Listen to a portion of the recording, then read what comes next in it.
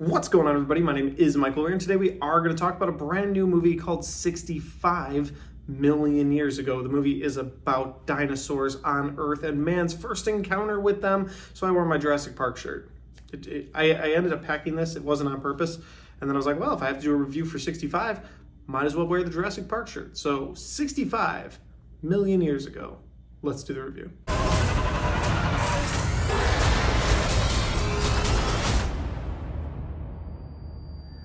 And so, guys, 65 is directed by Scott Beck and Brian Woods, and it stars Adam Driver. Just noticed my reflection right there. Listen, I'm working with the best I got here. I got the lighting in here is terrible. Anyway, moving on.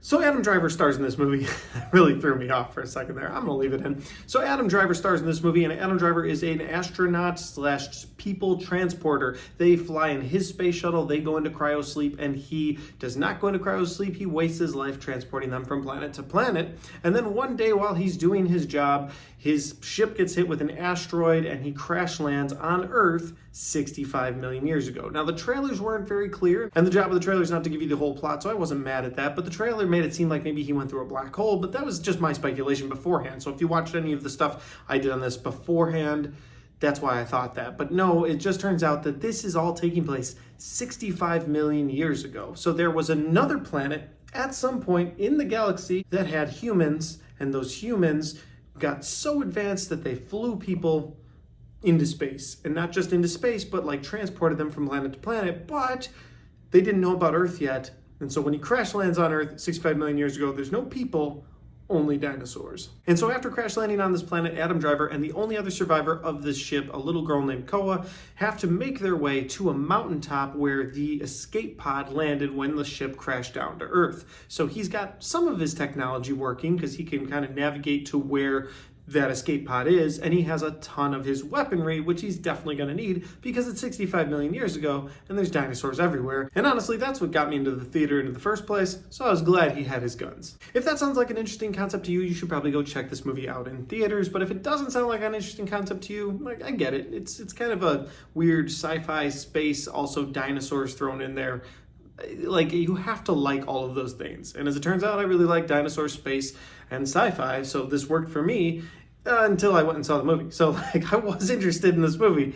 I've got some problems with it. But let's get into my likes and my dislikes so I can talk about all the things that I liked and I disliked. The first like I have with this movie is the look of the dinosaurs. Now listen, they're dinosaurs. There's not too much different you can do, and some of them do look like some of the dinosaurs from the Jurassic Park movies. And listen, those are the best dinosaur movies, whether you like the Jurassic Park or World movies, whatever. Those are the best looking dinosaurs. And so some of them are going to look like it, but like when the T-Rex showed up and then you saw his face up close, like there was clearly like a design difference that I really liked. The teeth difference, like there was some things they did differently. And there's one dinosaur inside of a cave that is absolutely terrifying. So I liked the look of those dinosaurs, and that was important. They nailed it for me. The other thing I really liked about this movie is the concept. Like I said earlier, like you've got humans crash landing on Earth, and for the first time ever having to deal with dinosaurs. How would they handle that?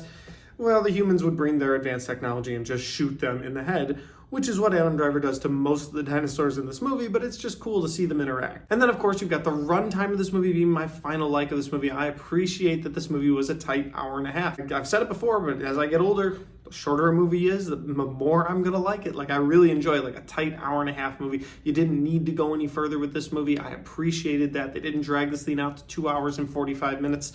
So yeah, anytime a movie's at an hour and a half, even if I dislike the movie, and we'll get to all my dislikes in a second, I will give it credit for being an hour and a half and not being over bloated in the runtime. For my dislikes of this movie, we got to get into a little bit more of the plot. So you've got this girl named Koa who is traveling with Adam Driver up this mountain, and one of the most irritating things to me in this movie is the fact that Adam Driver speaks English and she speaks another dialect completely, and so he almost has to teach her what words mean throughout the entire movie, but he'll have like full conversations with her for the audience, and then he'll be like, oh yeah, you can't understand me.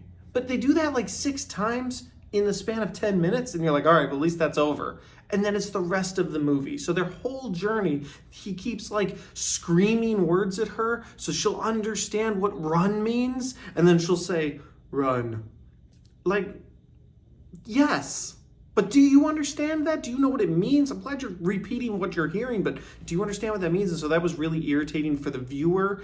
there was no need for that. Like at first I thought, oh, well, they're going to get abandoned on Earth, and so that's going to be like the start of different languages. But they don't go that route in this movie. So like there's no reason for them to have had different languages other than to just add a little bit of conflict for the characters. But because there were only 2 characters throughout this entire movie, other than the dinosaurs, it just made me, the viewer, irritated that they couldn't understand each other. It didn't work. The next big issue I have with this movie is the fact that there are only 2 people. Like I said, I understand they wanted to keep this kind of tight-knit. They probably saved on budget just having 2 people and then CGI and all the dinosaurs. But the problem you run into there is you only have 2 people and both of them need to live. And while they do get into conflicts with dinosaurs, at the end of the day, you kind of know one has to survive with the other. Like you don't want to kill the little girl, and at the same time, you don't want Adam Driver to die. So both of them have to get into these conflicts with dinos. They might even get bitten a couple of times, but you're not going to die. And you kind of knew that going into this movie, like, okay, these 2 are going to live at least till the end of the movie, because there's no conflict great enough in this movie to warrant taking one of the 2 characters in this movie out of the equation completely. So it kind of took the, oh no, are they going to die, off the table. Even when the little girl was cornered at one point, I was like, just waiting for Adam Driver to shoot the dinosaur, and boom, he shoots the dinosaur. So the lack of characters is a dislike for me, because if that spaceship had crashed, landed, and I get it, some of the people who were in cryosleep died, but the girl lived through cryosleep.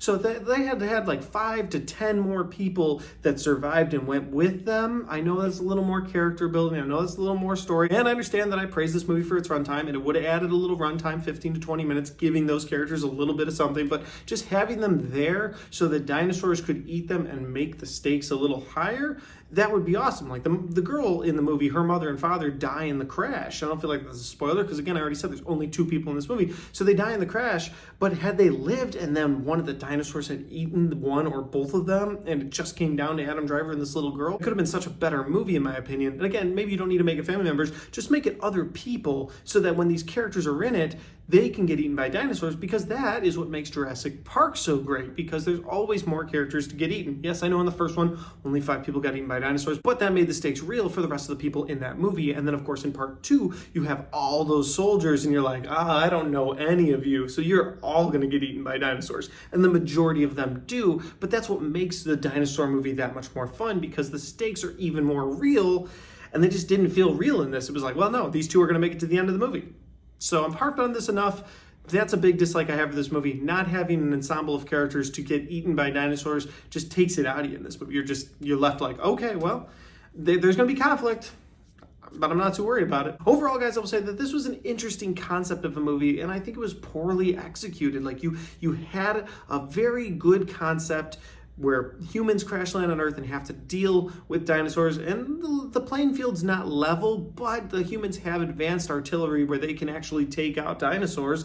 That was cool to see, so I was like, okay, this will be fun, but they just didn't put enough effort or thought into it. Like, I feel like if they had just taken this script and said, okay, what can we add to this? Add people to it, add a little more conflict to it. Like, maybe had they done that, this movie would have been a runaway hit, and we would have a brand new dinosaur franchise. Like, you could have a 65 franchise, but as it stands, I don't even want to see this again. It's not a movie I'd recommend to people. It's not a movie I'd go back to the theater to watch again, and it's a movie I don't even think I would buy on Blu-ray. It's a movie that happened, and that's that. And that's my review for 65. Guys, if you enjoyed this review, don't forget to hit the like and the share button. If you have seen 65 and you've got thoughts and you've got comments, put those in the comment section down below, because I love talking about movies with you guys. And finally, if you haven't subscribed yet, make sure you do that, because we have a lot of content coming your way. I'm really looking forward to seeing Inside with Willem Dafoe this weekend. And next weekend, we get John Wick Chapter 4.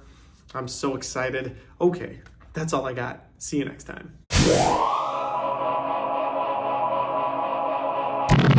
And we've made it to the end of the video. Guys, thanks again for watching another one of my videos. I really appreciate it. And here's the thing. If you want to watch more of my reviews, you can check right there for all my 2022 reviews, and right there for all my 2023 reviews. Thanks for watching, and I'll see all of you next time.